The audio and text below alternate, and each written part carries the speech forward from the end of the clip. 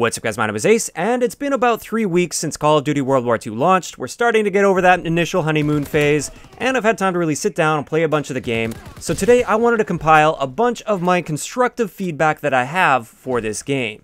Keep in mind, this isn't meant to be just a complaining video talking about how terrible everything is. Generally, I'm having a great time with this game. It's got a lot of potential, but at the same time, it's got a lot of issues. Some of those issues are bigger than others. With the stuff I'm going to be mentioning today, it's not going to be a full comprehensive list of absolutely every problem in the game. It's just the main points that stand out to me that I feel that I have constructive feedback to give. So for instance, I'm not really going to be getting into connections and networking and stuff like that because I'm not a network engineer. I don't have advice for this. I don't have criticism for this. All I can really say is, Sledgehammer, keep working on it. Connections are really inconsistent for a lot of people, and we definitely need this to be improved. For the rest of my video, I'm going to be focusing on things that I actually have some feedback or insight on, maybe a couple ideas that I can share that would help improve the game, and I really like focusing on this constructive side of things.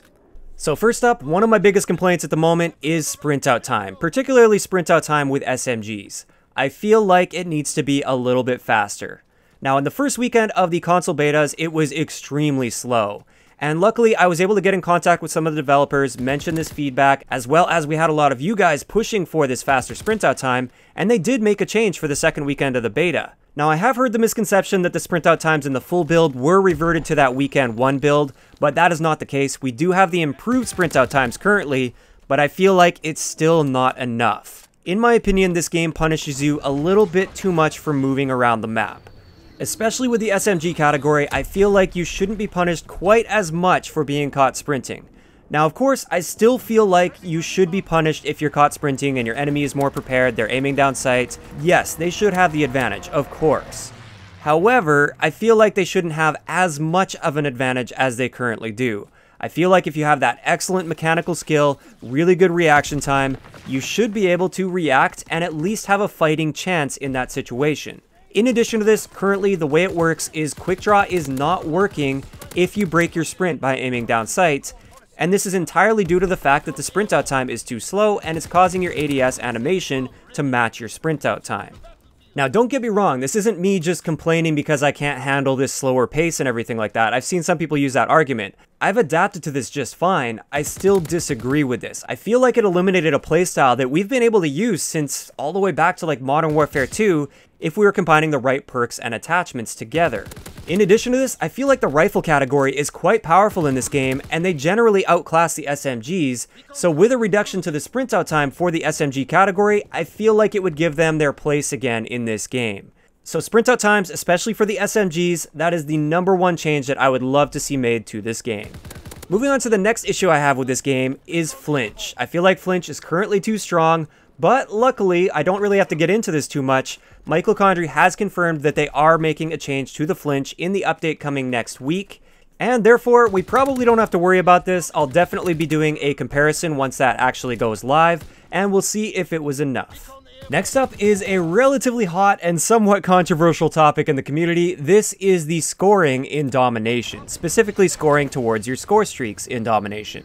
In the first weekend of the beta for this game, they tried Domination with 50 score per kill. A lot of people didn't really like this because it was really hard to get their score streaks up. Even some of the lower score streaks, it was very difficult to get up. So a lot of people complained, and for the second weekend of the beta, they tried Domination with 100 score per kill. According to Michael Condrey, apparently, based on some data that they have that we can't see, we don't have access to, the player base preferred Domination with 50 score per kill.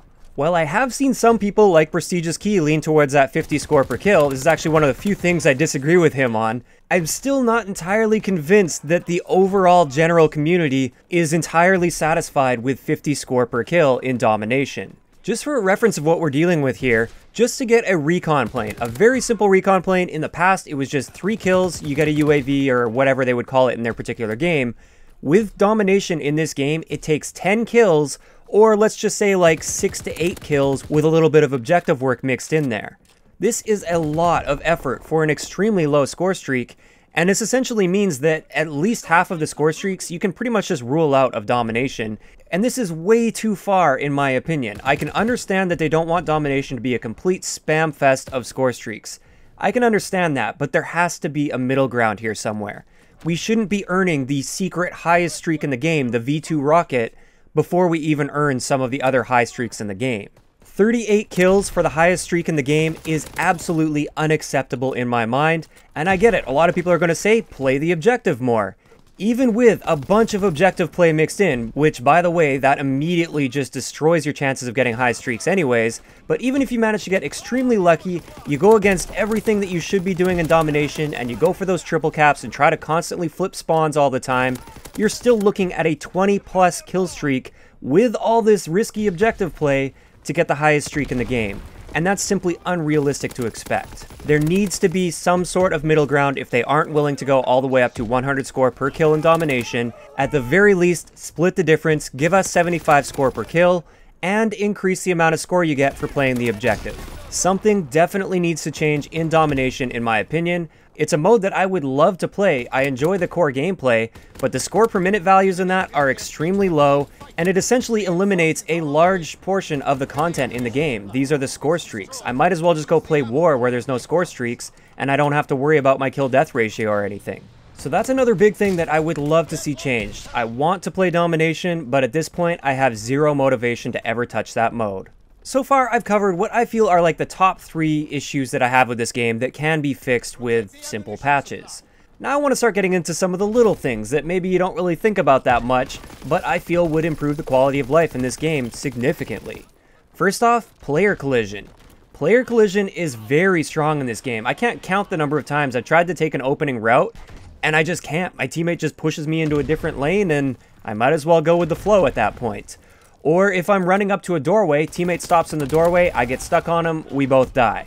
Infinite Warfare did an amazing job with player collision. I don't know exactly what they changed here, but I like what they did. You could actually walk past a teammate without any issues in a doorway, and if you did bump into a teammate, yeah, you'd feel him there, but it wasn't to the point where it would completely screw you over. So with player collision, I would definitely like to see that reduced in some way. Next up, I'd like to see a change to the high caliber attachment on the SVT-40 and possibly the M1 Garand as well.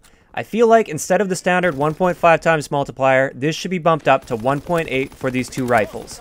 At this point, that attachment is essentially useless for you. It's going to be 2 shots to kill to the head, regardless of whether or not you have high caliber, and these guns are already significantly outclassed by the other guns in the game, and I think with the way their recoil properties work, it would be totally fair to give them that one-shot headshot potential as long as they're using high caliber, because if they miss their shot, they're pretty much dead. The recoil and the flinch, if they're being shot back, is going to take them well over the head, and they're screwed in that situation.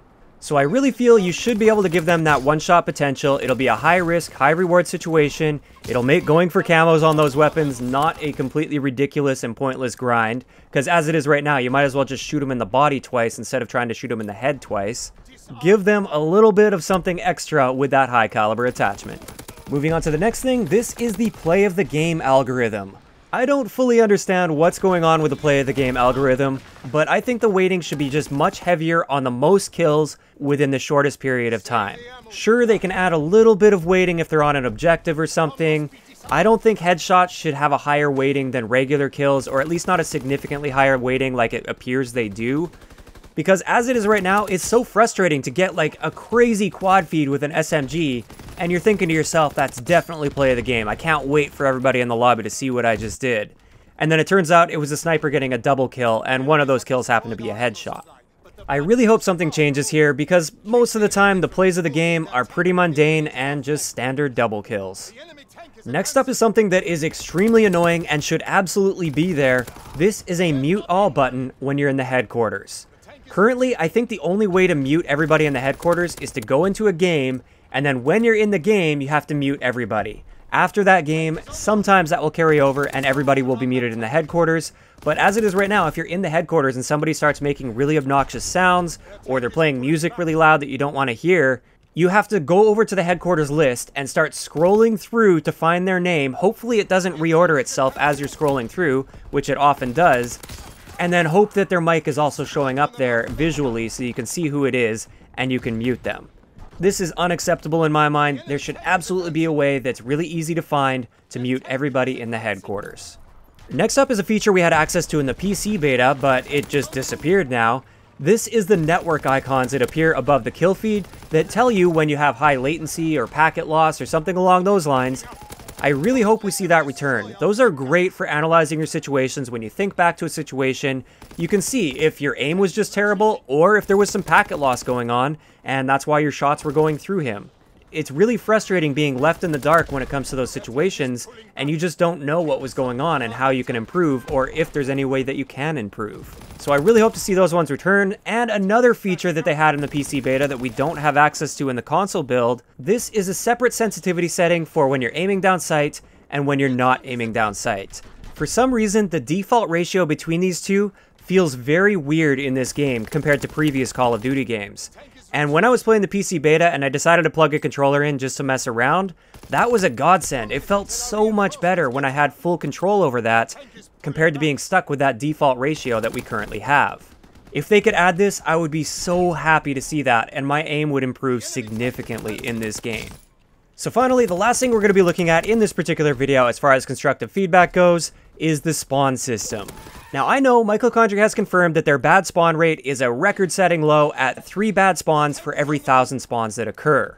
My issue with this is the criteria they seem to be using for that is either having an enemy spawn in your line of sight, or vice versa, you spawning in their line of sight. I still think there are definitely some problem spawns in this game. I'm looking at our Den Forest A spawn. That is a really dirty spawn trap. They don't have enough cover options to properly break out of that spawn trap. And also, since the map is shaped in a certain way and designed in a certain way there, it makes it so your proximity isn't close enough to force a spawn flip until you push right in. And therefore, there are definitely some problem areas in this game that can lead to some pretty nasty spawn traps, and they need to be looked into. This means they have to look beyond just spawning in enemies' lines of sight or them spawning in your line of sight. They have to take it a little bit deeper, and I'm sure there are people behind the scenes looking into that kind of stuff, but it still needs to be mentioned. There are problem spawns in this game, and they need some work. Some of this stuff just comes down to map design. So HSS Texas, for instance, you're gonna get bad spawns, I think, no matter how you handle it, but they could be balancing how easy it is for those spawns to flip. Currently, it's pretty easy to spawn trap on that map, and spawn flips are very rare. Perhaps they could tweak it so they're a little bit more on the flippy side without being too random, where they're constantly flipping back and forth between those two spawn points. The spawns definitely need some work in this game. I don't think they're quite as bad as some people are making them out to be, but they are far from perfect at this point. So there we have it. That's going to wrap it up for today's video. I'd like to know in the comment section below, what would you add to this list of constructive feedback that you have for Sledgehammer Games? Keep in mind, I'd like you to focus on things that can realistically be changed with patches. And don't just list everything that you hate about this game, provide feedback, provide criticism. What specifically would you do to change things? Also, if you guys agreed with a lot of things I said in this video, feel free to share this around. Maybe we can get some developers' eyeballs on this video, and maybe that will contribute to some change in the future. If you enjoyed the video, a like rating is always appreciated, and don't forget to subscribe for more if you haven't already. I'll talk to you guys next time.